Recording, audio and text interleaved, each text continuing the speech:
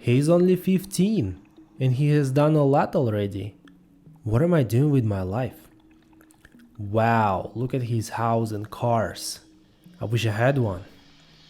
He increased his earnings even in quarantine. But I only watched Netflix. Many of us had this monologue, but we don't talk about it. We don't think about it.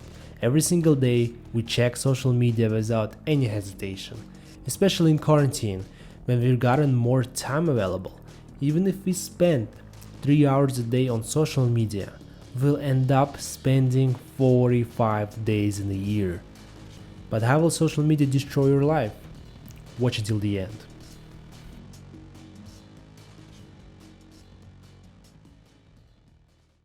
Social media has become a huge part of our life.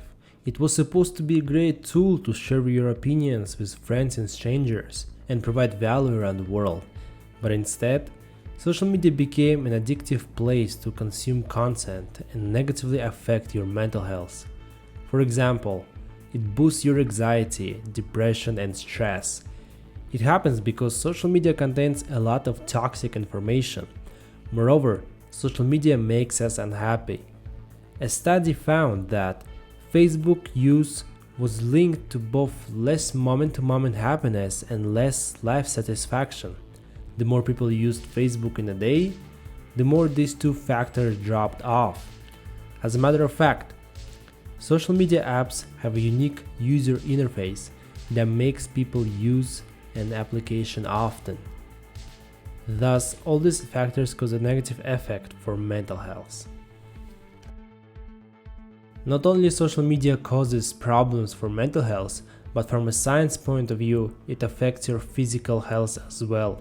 For example, eye strain, which happens due to staring at a screen for longer periods of time.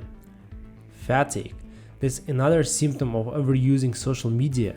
If you're staying up too late scrolling Instagram or TikTok feed, you might be losing a valuable sleep.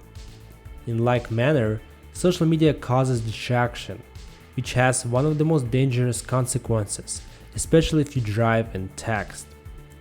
And please do not drive and text.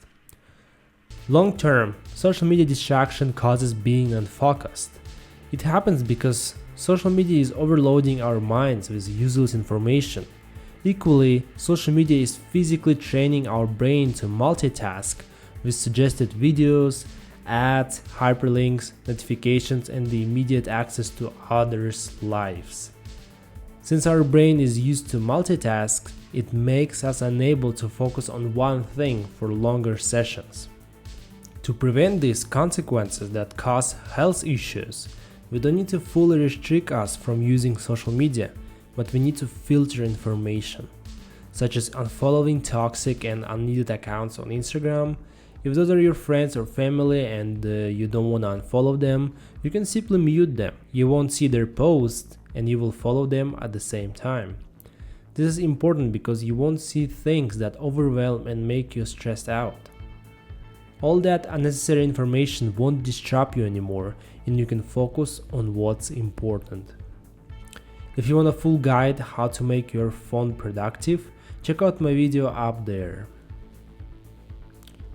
Social media isn't bad as it is, but what affects social media is its own users. I'm talking about toxic people and sources that provide misleading information and etc. On the bright side, there are people that provide useful and quality information on social media. Many people now are talking about improving productivity, business, and how to improve the quality of life and etc.